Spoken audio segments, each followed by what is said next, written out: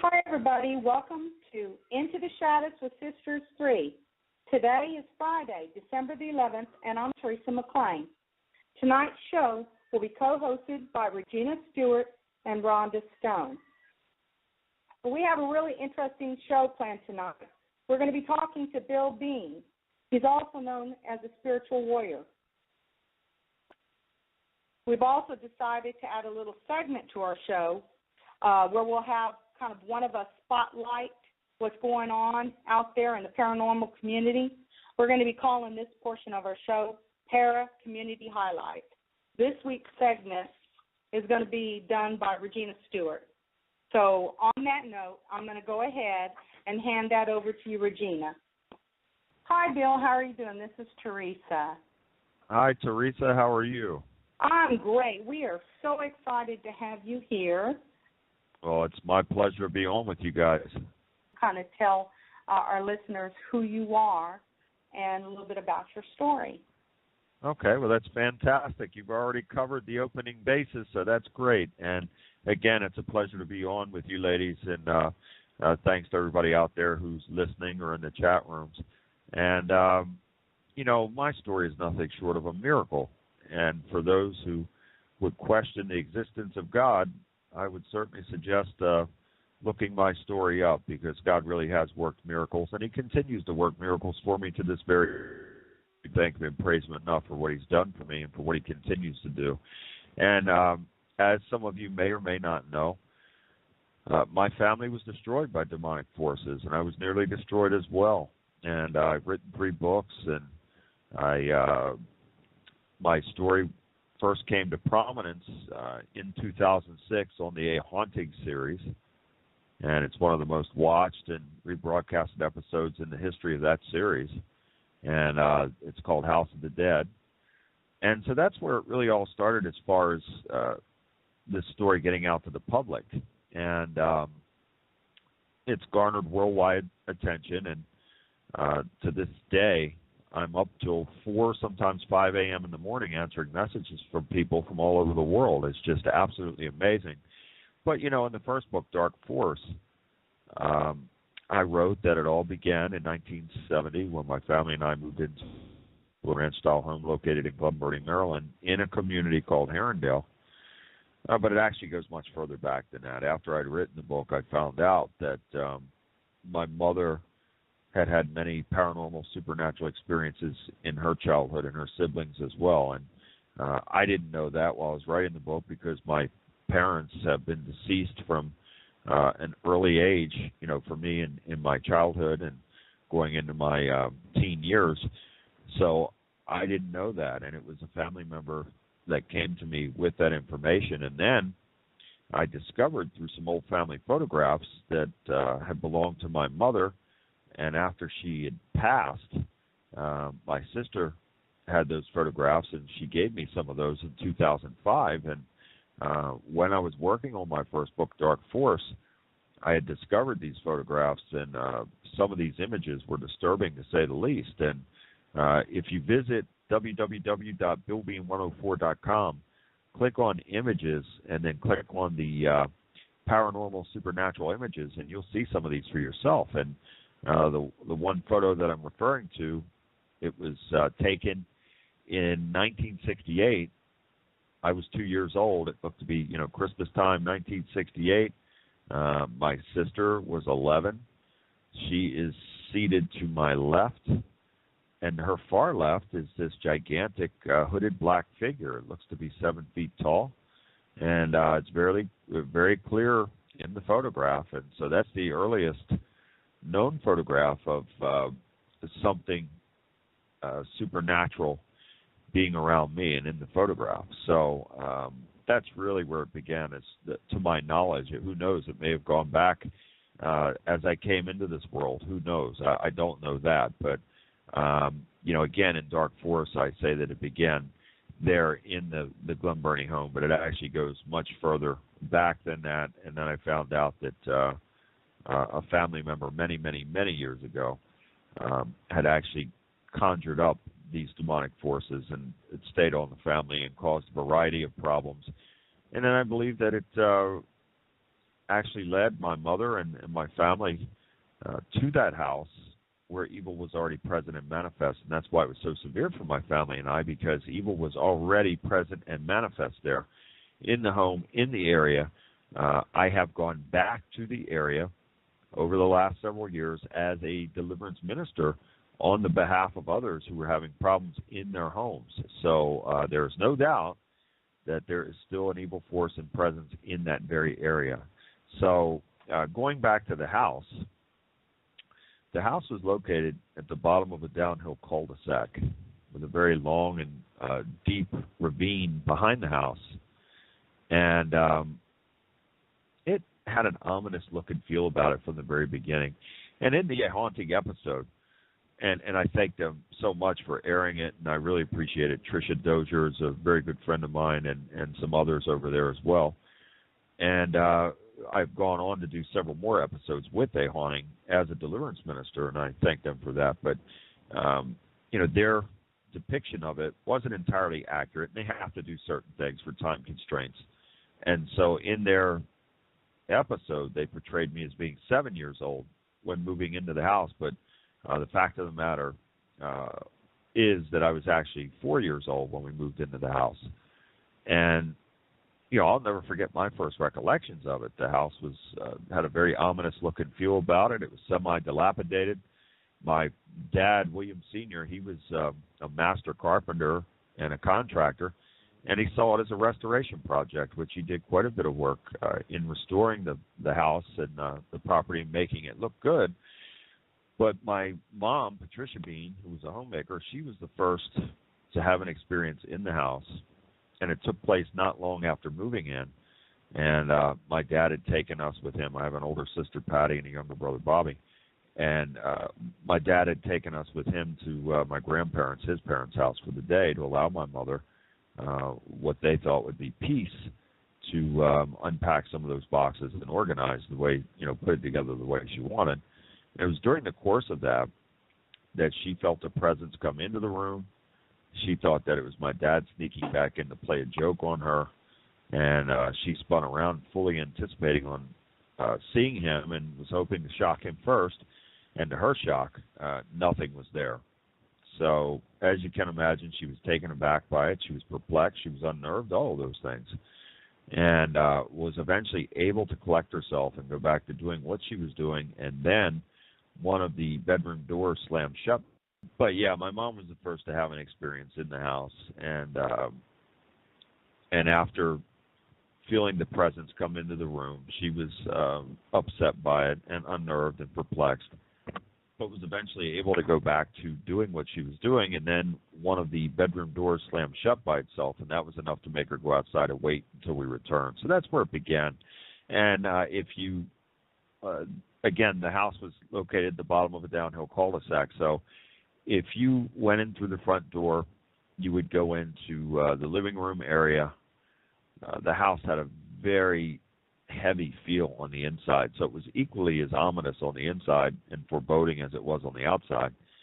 And the house had dark brown paneling on the walls. And again, if you visit BillBean104.com, you can see some of those photographs, and you can see the brown paneling on the walls. It was dark brown paneling, and the house was always very dark. Even in the daytime, it was dark. And you would walk into the living room. You would make a right down a long hallway, and there were 3 rooms and the bathroom down there at the end of the hallway. And my brother and I shared the first room on the right. My parents' room was the second on the right. My sister's room was across the hallway, the last room on the left. And that room was the portal, and that is the room where the door would open and slam for many repetitions at a time. That room remained cold even on the warmest of summer days, and my sister did not live with us very long in that house. She would have an experience. She was the first one to have a physical encounter, and that took place late in 1970, and then eventually she ended up running away in the middle of the night in 1973 and marrying a young man in the neighborhood, and I was happy for her that she kind of escaped the brunt of the activity that took place, and then later, the physical attacks that took place. And I was happy that she was able to not be a part of that. And then the focus was really on my dad to get him out of there, because my dad was a very good man, but was a man's man, very rugged individual, was blessed with every skill necessary and everything necessary to be highly successful in life. And my parents' story in itself is just so sad and tragic. Neither lived to see the age of 50. And my dad started to have a character change, not long after moving in. Now, my parents were married in 1956. My sister was born in 57. And another child was born in 63 and died under mysterious circumstances. And then I was born in 66, and my brother was born in 69. And again, moving into the house in 1970, my parents, they were social drinkers. They had gatherings and parties and all that kind of stuff. But things drastically changed for him in his character not long after moving in, and he was under a spiritual attack. There's no doubt about it. My parents were good people. They did believe in God, but we didn't attend church. We had no faith-based background at all as far as religious structure, attending church or being baptized or anything like that. We had never attended church as children. And so we were very vulnerable in a sense. And that being said, I still had this blind faith in God from as early as I can remember. But my mother suffered the brunt of these physical attacks, and I did as well for many, many years. And with this character change in my dad, he ended up leaving home in 1975 when I was 9 years old. And before that, and looking back on it now, I feel that he was under so much stress and pressure from these entities, because my dad was a take charge guy. He was used to being in control of every situation, and he suddenly found himself in a situation that he couldn't control, and that led him to, in my opinion, led him to escape reality by drinking very heavily, and he started spending a lot of time in the bars, was coming home late at night, and this led to altercations between he and my mother. And then he began to physically abuse her on a regular basis between 1973 and 1975. And, I can recall being 8 years old, having to run to a neighbor's to get the police call to my dad because he was killing my mother. I mean, these are, horrific, traumatic memories. And I have no doubt, based on what I saw, that these demonic entities were able to literally guide him and take him over while he was under the influence of alcohol. So it is quite miraculous that a tragedy didn't occur with him killing my mother. So that in itself was a miracle. But there's no doubt that, when we're under the influence of something, and certainly I know this now as a deliverance minister, and God has worked through me to help hundreds and hundreds of people all over the country and even different parts of the world, and I thank him and praise him for that. And, in some of these cases, it is drug or alcohol related, and when people are under the influence of alcohol or drug, their frequency and vibration is lowered. So we as human beings, we operate on frequency and vibration. And so when that frequency and vibration is lowered, that's when we become vulnerable to demonic attacks, because Satan and his minions are right there on low. So we hear in the Christian faith and in the churches and even in scriptures about being on high.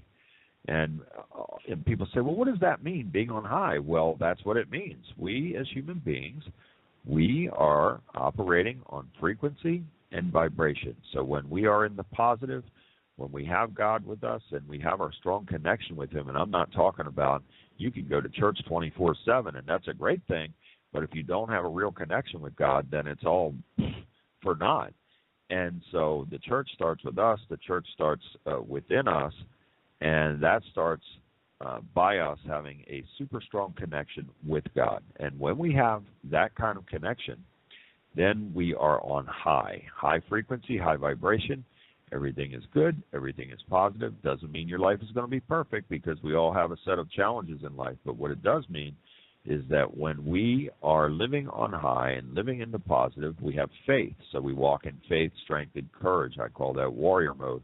And when we walk in warrior mode, then we know beyond a shadow of a doubt that no matter what happens, no matter what the challenge is, no matter what the situation is, God will make a way. And why? Because he honors his faithful. I commend you for all that too, Bill, because I'm fortunate. I've gotten to talk to you, and I love talking to you and your spirituality. Yeah, your spirituality is very, very infectious.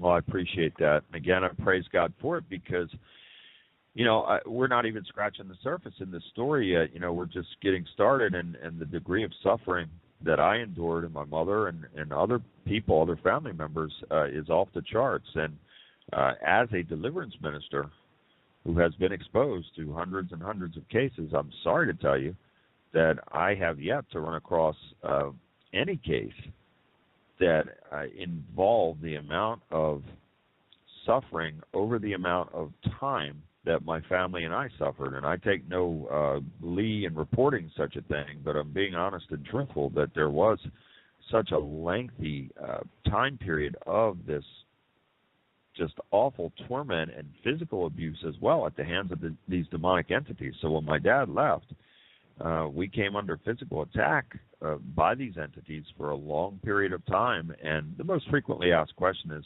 why did you stay? Well, my mother was also very ill the entire time we lived in the house. And she was suffering from high blood pressure, which led to a series of strokes, which ultimately led to kidney failure. And she couldn't work. She was very, very ill, and then she sustained these beatings at the hands of my dad. And so it's miraculous that she survived as long as she did. And so when he left us, he left us in such a bad way that we had to go on welfare. And we ended up losing the house, and the house was auctioned off in the front yard in a public auction. And the man that bought the house in the public auction was aware of my mother's situation, and he allowed us to stay there on a pay-as-you-can, when-you-can basis. And my grandmother wanted us to come stay with her, my mother's mother, but she and my step-grandfather shared a one-bedroom apartment, and my mother was not going to be a burden.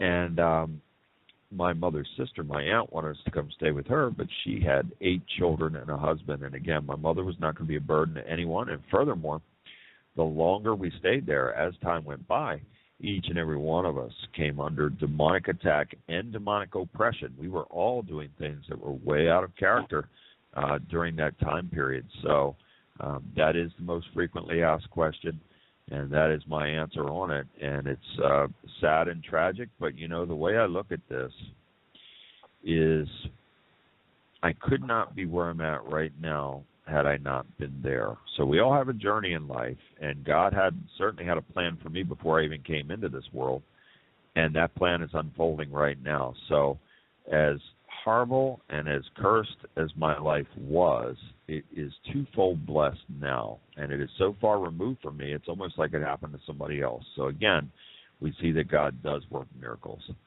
I do have one question. After listening to your story, like I was telling everybody, I couldn't even put down your book whenever I got it. You recommend anybody to read it because it's a real good read, too. You're a good writer. I have a question for you, Bill. You said you went back to that area. Have you ever, do you have little bouts of it, or is it totally gone for you, Bill? No, that garbage is totally gone. So when I decided, and let me tell you, it was a process because after leaving there, we left that. We were finally forced out in 1980, December 1980. We couldn't go on anymore. Somebody was going to die. I mean, it was getting that bad. And we woke up one morning in December of 1980 to the pungent odor of burning wires, and every electrical appliance that was plugged in suddenly burned up at the same time. I'm talking refrigerators and washing machines and all these things.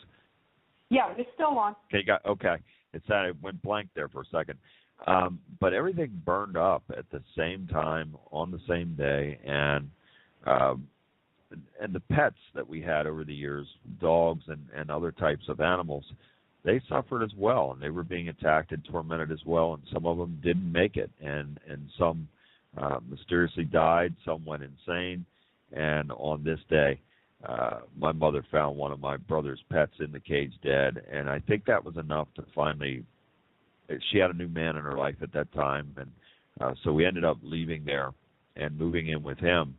And when we left there, I thought we were free from it. We didn't have, to my knowledge, my brother and I didn't have any experiences at his house, but I found out several years ago through him when, I don't get to see, his name's Richard, I don't get to see him very often, or, my life is so busy now I don't get a chance to talk with anybody. But several years ago I did stop down and see him. My uncle and I did stop and see him, and he told me that my mother was still having those attacks up until the time of her untimely death. So it wasn't long after moving out of the house that two tragedies did occur, and that was the sudden passing of my beloved grandmother, Dora Harvey, from a series of heart attacks, and then 2 months and 2 days later, my beloved mother, Patricia Bean, died from a cerebral hemorrhage at the age of 44. And these were the two closest people to me in my life, and they were suddenly gone.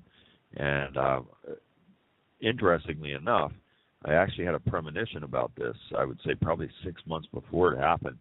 And I was literally praying and asking God to take me instead of them. And I couldn't bear it if they were gone. And, it didn't work out that way. And God has his reasons for everything. And so when they were gone, I didn't want to live anymore. I just, I wouldn't slip my wrist or take pills or anything like that, but I was surely praying that somebody would just come and put a gun to my head and pull the trigger. I mean, that's how much suffering I went through for such a long period of time. So it was a process, and I made a lot of mistakes along the way. In the second book, called Delivered, I wrote about that, about many mistakes that I've made in life, because I had to grow up very fast. After that took place, I quit school in the 8th grade. I lied about my age, and I went to work for a construction company. So I had to become a man very, very quickly. I was working with men, hardcore men, and I had to grow up and become a man very, very quickly. And that led to me making a lot of mistakes along the way. And I grew up on the streets. I grew up with the worst of the worst people. Most of those people are dead or in prison now, and I very easily could be one of them. But God had this plan for me, and he was keeping me protected. I've been in many life-threatening situations during the course of my lifetime, and each and every time, God was there, God protected me, God kept me safe for this very moment in time now, because he knew what he was doing. He knew that he was going to use me in this way to help other people. And it's something that I never, ever imagined could be possible because of my lack of education. I thought, my goodness, I could never do anything. I have an 8th grade education. There's no way that I could be a productive citizen. There's no way that I can aspire to be anything. And furthermore, misery loves company, so when a person is miserable like that and has been exposed to so much pain and trauma and fear and torment and negativity, well then, my, I guess, not really intent, but the way my way of life was negative, so therefore my negativity would come off on others. And then when you get into those mindsets, you think, okay, well, I'm suffering so much, so I'll cause pain and suffering for others. And so when a person, again, that's all about being on low, and when a person is on low frequency and low vibration, bad things happen, bad things will continue to happen. It's literally like the black cloud is over the person's head, and nothing will ever go right, nothing will ever be blessed, things will blow up in the person's face. And that's exactly what I went through for so many years. And then I had an epiphany one day that I got sick and tired of being sick and tired. And I decided that I could do better and be better. And that required me to make God first in my life. And sincerely, we all say things when we get in jams. God, if you just help me out of this, I'll do this and do that. And then we go back to the way we were living. And this required a sincere commitment.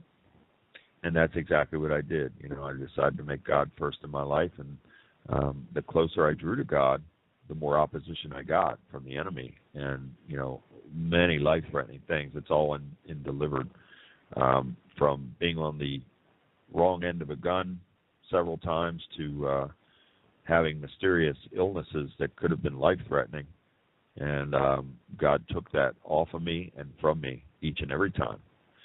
So after deciding that I was going to make him first and that I was going to try and do the best and be the best that I could be each and every day, I began to study. And it took me years of serious studies of ancient religion, ancient history, the 66 books of the King James Bible, the other 534 that were left out. You name it, I have studied it, and God has blessed me with wisdom and knowledge far beyond anything that I could ever imagine in my life. And my wife and I got baptized in 2008, and that's when I was totally free from all of it. After making this commitment with God, which was in the early 2000s, it was 2 steps forward, 3 steps back. It was a process because we have to have a mindset change. So when we're making a commitment like this with God and for God, making him first, we have to have a mindset change. So we have to step out of the fear-based, trauma-based way of thinking. We have to step out of the negative way of thinking. So I can recall days where I would wake up and say, oh boy, what's going to happen today, or this day is going to suck, or, declaring that I would have a bad day. And what I've done by declaring that is I have invoked it. And yes, absolutely, you can bring those types of things on.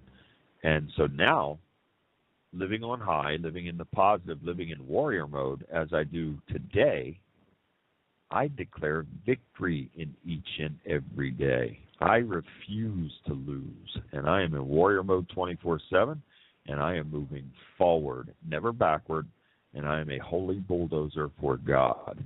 And I will do so and be so in every day of my life. So there's the difference. So when we step outside of the negative, fear-based, trauma-based way of thinking, and when we step into the positive, into warrior mode, the sky is the limit. There's nothing that we can't do, and God will honor that. God will absolutely honor that because he admires the people who walk in faith, strength, and courage. This is why he had such favor on David. This is how David, a skinny kid, was able to slay a 12-foot-tall giant, because he walked in that faith, strength, and courage. That note, I wanted to see if we could ask a couple questions to you, if that was okay. Good, because I know that I had a few, and I know that my co-hosts also have some questions, so I know that they're kind of like chomping at the bit there, waiting. So I'm going to bring Rhonda in right now and let her say hello to you too, Bill. And then, Rhonda, hi, you're on too. Hi, Bill. How are you? I'm doing great, Rhonda. It's a pleasure, and please feel free to ask me anything. Great.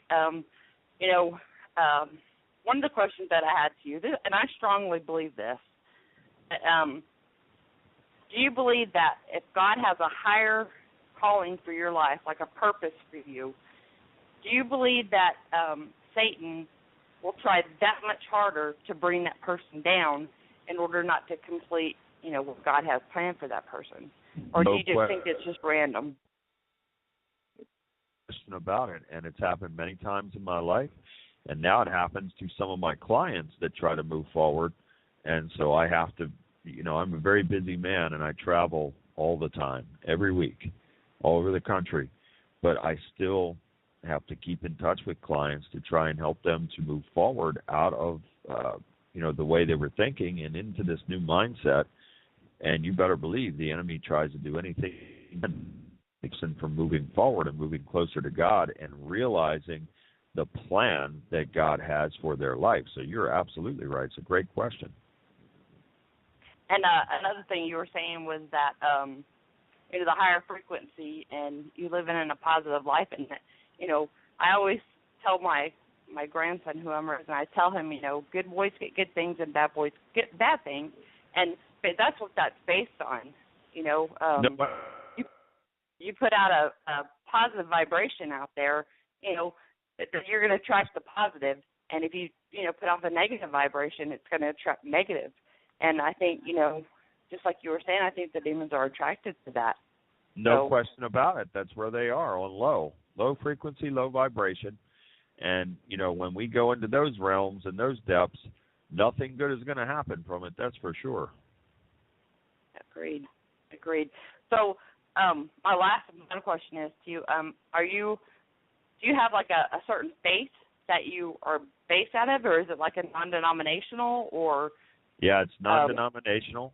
And, again, I spent years in scholarly type of studies on the Bible and ancient religion and ancient history and all these things. And I don't want to upset anybody, but, I used to at one time believe that every word of the Bible was true. I no longer believe that, because men have it, and there's a difference between reading the Bible and studying the Bible. And when you study it, you can clearly see that men have altered some things. Now, I absolutely believe the core message of the Bible is true, but I do know beyond a shadow of a doubt, and I can prove it historically, that men have altered the Bible. This is why you have 66 books in the King James, and then some Catholic Bibles have 43 and 86, and Ethiopian Bibles have 86, and so different regions around the world have a different number of books in the Bible. And so it's very unfortunate, but it is a fact that men have altered things. So this is why it is so super important for us to have our personal connection with God. Now, it's a wonderful thing when we can gather and assemble in praise and worship, in authentic praise and worship of our glorious God. It's a wonderful thing. However, which starts within. So we have to have our strong connection with God, and if we have that, then we can take that out to others, and that's when it becomes very, very powerful. I agree with you. I don't know if you know anything about my story, but when I was a baby, my leg was amputated, and I nearly died. And my grandmother flew from Texas to Alabama, and she set vigils on my bed and prayed. That's all she did was pray, and they didn't expect for me to live. And of course I did. And I've seen the miracles happen just through her. I mean, when they were kids, they didn't go to the doctor. They prayed about it, and it was fixed. 100%. And God, that's faith. And when we have faith like that, God honors that. He really does. He has favor on us when we walk in that.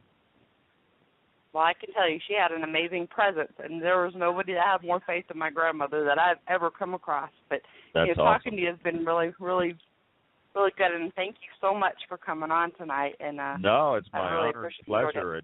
And hopefully we can do something again, and I'll come back on and we'll dig into some other things, because there's always a plethora of things to talk about that, it's not just my story, but, some of my case files and other things and reasons that some of the things are going on in the world right now, based on my opinion and what I feel God is giving to me information-wise.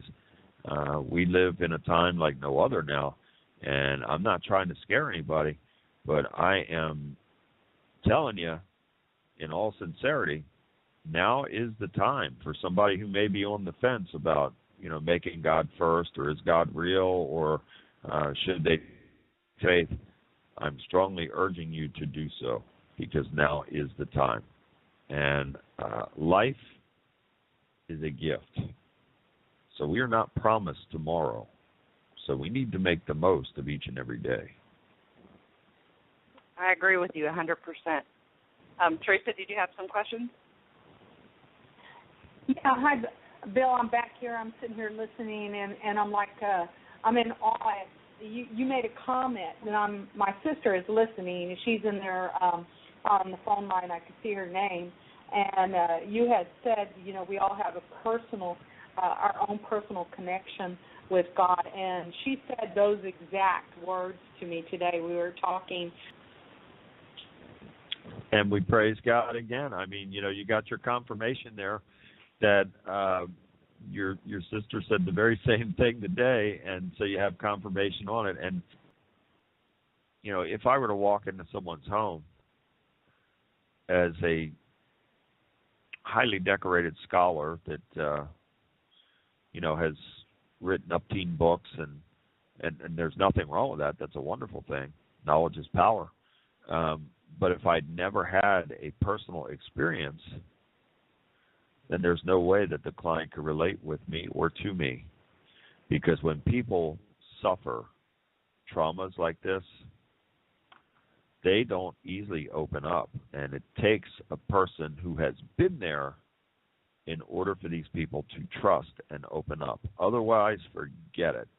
And in this type of work, yes, I'm an ordained non-denomination minister, yes. However, I'm every bit as much a counselor as I am a minister. And so my approach is when I go to a client's home or wherever it may be, I pray first, absolutely, and there's several prayers that I say. And then I have to sit down and I become a counselor, and I have to engage in some gut-wrenching dialogue with these people. And they tell me their deepest and darkest things that have happened to them, and it is not pleasant. And it is very, very gut-wrenching for these people and very difficult for them to talk about. And that requires, and if there's no trust, it's not going to happen. And in order for a deliverance to take place, there has to be a purging. And that purging starts by the person bringing up some very awful, horrible things that had taken place in their life or may have been currently taking place in their life. And so that requires trust. Without trust, no breakthrough is going to happen. The enemy deals in legalities. So if he feels he has a legal right to be there, he'll take that to God, and God will allow it. Why? Because of our free will. God created us with free will. Therefore, it's necessary to have an adversary to man because of our free will. Well, can I bring one more co-host on with pop a question or two at you? Regina, you're on now. Hi there, Bill. Hi, Regina. How are you? Oh, I'm doing good. How about yourself? I'm doing great. It's great to be on with you guys. Good. Well, I had a couple of questions, just mainly kind of, I don't know if I'd call them technical questions, but kind of that aspect of things. Sure. I was just kind of wondering what your belief is on, I know if you have a Christian background, for as far as your faith goes, that you can delve into, deliverances and exorcism, different things like that. What about these different religions that claim that they can do the same thing, but yet they're not following the same doctrine as we are? They're not going under, it's not the same as being Christian, but yet they're saying that they can do the same things, which don't fall under God. For them, it wouldn't fall under being under God. What are your beliefs on that, as far as them actually being able to do this, to do these things? And no criticism to anybody. I have no axe to grind with anybody, but I can tell you, based on my experiences and based on the calling that God has put on my life, that I can never, ever go and perform any kind of deliverance or exorcism without God. He's the one who's called me to do this. It's his power that works through me. It is not my power. I would never dare to say that I have this great almighty power. It is God's power that works through me, and he is the one that has called me for this. So therefore, I know that he's with me and for me. And if he's with me and for me, then nothing can stand against me. So I have to walk in faith, strength, and courage. And the best defense is a strong offense. When you know that God is with you, then you don't have anything to worry about. Now, if you take God out of that equation, you got a lot to worry about. And so no offense to anybody, and I'm not criticizing anybody, but for me, without God, I would not be doing this, wouldn't even consider to do it. So it starts with God, and it ends with God for me. Okay. And I was also kind of just, it's kind of a two-part question because I want to know, like, what, if you, I guess you could call it a success rate in performing a deliverance. Is it like a situation that you go into every time and it's dealt with and the people move on from the issues that they're having, or are there ever times where you have to call on someone higher up, higher up in the church, or someone else that can come in to help you kind of for guidance in that way? So I guess, what is your success rate, and then the second part being, do you ever have to call in for help? No, I've never called in for help, and this is not ego speaking. I don't work with anybody. I work alone, and God is with me. I go into these situations alone. That is the calling that God has put on my life, and I love people, but I don't need or want anybody with me in these situations because this is the way that God has called me to do this. So there isn't anybody to call. There isn't anybody to consult with. None of that. And the success rate is when I go into situations like this, God works through me every time to deliver people. However, that doesn't mean that they stay free from it. And so I give instruction to people that once this deliverance takes place, there are certain things that you have to stay away from, certain things to keep out of your life. I urge people to get involved in a strong faith-based church and get counseling, get into a support group. You have to do things to keep you positive and to keep you moving forward and to keep all of the levels high, because when a person is delivered, then they become on high frequency, high vibration. And I often perform baptisms right after the deliverance to ensure that the person is blessed, sealed, sanctified, purified, cleansed, and made holy before God. But it doesn't always work out that way. There are some people I've had to go back to 3 and 4 times. And it's sad, it really is. But I never want to leave anybody abandoned, and I am super busy. I have a waiting list of people. And through all of that, I try my hardest to make sure that everybody is okay. But as far as working with anybody or consulting with anybody, no. It is all God. This calling is from God. And everything I have and all the knowledge that I have and all of the power that He has turned on inside of me, which is His power working through me, it is all Him. So no man can guide me or do for me what God does. So it's all about Him. Well, I agree 100% with that. And my only other thing is, and I've heard this from quite a few people, and one of my best friends growing up, her and her husband are both pastors of a non-denominational church. Mm-hmm. And I know that, like, whenever, just as if when you attend church, you give offerings to the church, you tithe to the church.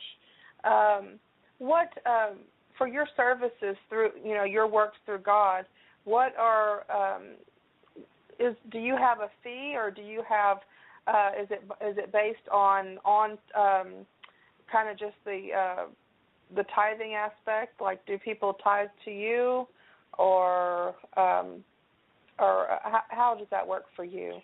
Well, I tried that in the beginning when I first started this, and it put me in the poorhouse very quickly. And so now there is a fee. People have to pay my expenses. Again, I travel all over the country every week. So if I were to do this on my own dime, could you imagine the astronomical cost of travel? I'm getting ready to leave in the morning for Philadelphia, 3 clients there, and then I come back and I have to travel to San Francisco. I'll be there until next Friday. So, again, I have to pay for a flight. I have to pay for a hotel. I have to pay for a car, meals, and anything else that is incurred in that. So, yes, there are expenses involved. I tried it by the tithing way, and that absolutely did not work. And I'm not independently wealthy. So, yeah, now there is a fee for anyone that would have to have me come to them. Now, that said, I have done enough free work for 10 men. I have helped so many people on my own dime and would continue to do so. If there's somebody that's really broke and they can't afford it, then we just don't trash that person and leave them. But, yes, the majority is that, if people can afford it, then there are costs involved. And so I have a wonderful assistant named Melinda that when these people contact me, she takes over from there in getting the appointment set. So that's generally how it works. People will hear me like on an interview like this, or they'll see me on TV or whatever it may be, and then they contact my site, and then Melinda will get back to them and set the appointments. Okay, and can you let people know one more time where they can get in contact with you? Sure. If they're needing help?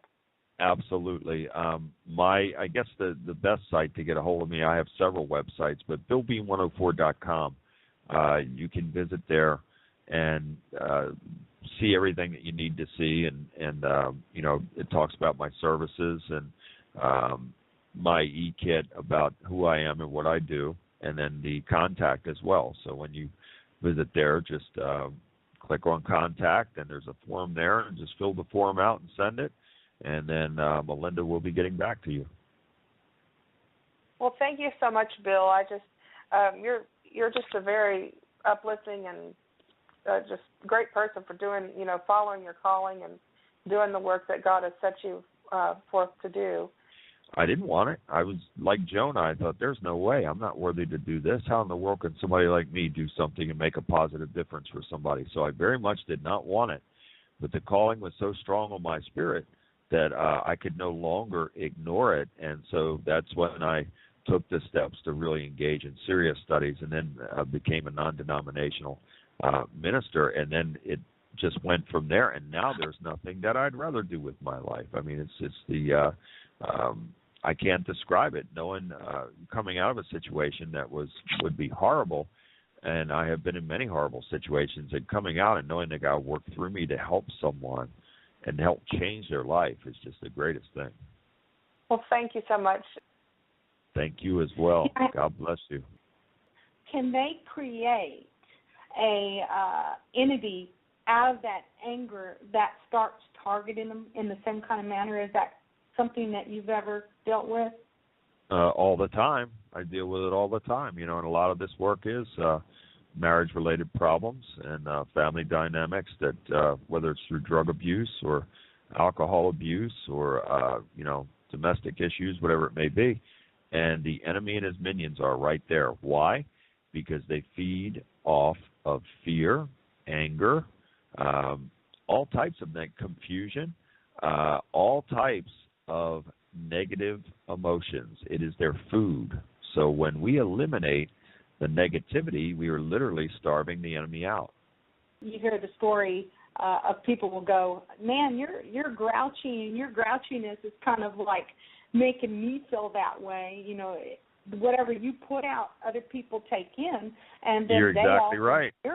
Yeah, they mirror it. It's that vibe, and it goes back to being on frequency and vibration. And when you have that kind of frequency and vibration, which is on low, in the negative, then that is going to be a spiritual poisoning to others.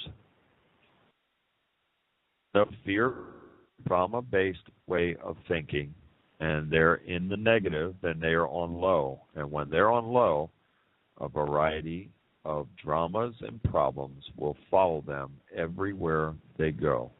So when a person is on high frequency, high vibration, that person is positive. That person is a blessing to others. People like to be around that person because that person, the energy working through them, makes people feel good. It uplifts people. And so therefore people gravitate to people like that. But when a person is in the negative and when they're on low, it repels people. People don't want to be in the presence of somebody like that. It's just automatically it will drive that person away. I just want to say to the listeners and the people in the chat rooms, you don't have to believe a word I've said here, but I urge you to try it.